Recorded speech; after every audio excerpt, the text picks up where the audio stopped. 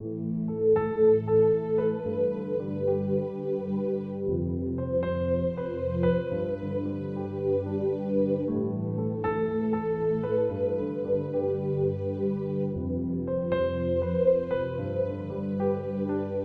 du 1er août, vérification empirique. Cherchez l'Éternel et vivez. Amos 5, verset 6. Il y a des choses que tu apprends enfant et que tu as la possibilité de vérifier personnellement toute ta vie. Par exemple, l'effet Coriolis, c'est-à-dire que l'eau qui sort d'un robinet tourne dans un sens ou dans l'autre selon l'hémisphère où tu te trouves.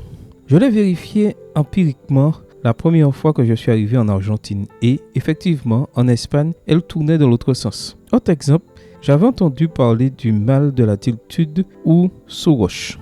Je savais que cela affectait de nombreux étrangers voyageant au Pérou en raison du manque d'oxygène qui se produit à de telles hauteurs. Je l'ai vérifié empiriquement à Cuzco quand j'ai essayé de monter de la Plaza de Armas jusqu'à un musée anthropologique qui se trouve à peine 200 mètres de cet endroit. Je n'ai pas pu y arriver, littéralement à cause du saut-roche. Un dernier exemple de ce qui a été appris dans l'enfance, la vie chrétienne a besoin d'une expérience avec le Christ. Je t'assure, après des années d'expérience religieuse, que si Jésus n'est pas ta plus grande passion, tu tournes dans le mauvais sens et tu t'étouffes spirituellement. Ellen White le disait déjà, par la foi nous voyons Dieu ici-bas et dès maintenant. Chaque jour, nous découvrons sa bonté et sa compassion dans la manifestation de sa providence. Nous le reconnaissons dans le caractère de son Fils. Le Saint-Esprit dévoile à l'intelligence et au cœur les vérités relatives à Dieu et à celui qui l'a envoyé. Le Créateur apparaît sous un jour nouveau à ceux dont le cœur est pur. Le Rédempteur leur devient plus cher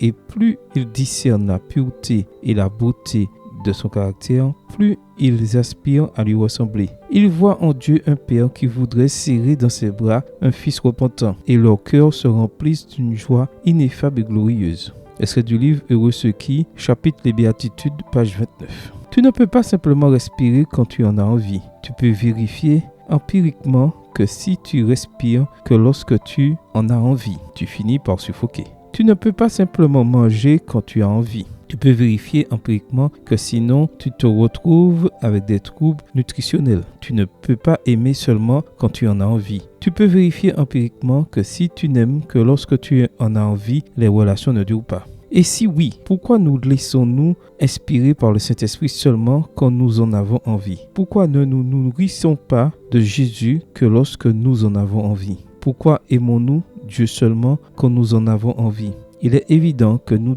devrons changer certaines de nos envies. Il est également évident qu'il y a encore beaucoup de choses à découvrir. Amen. Bonne journée à toi et que le Seigneur te bénisse.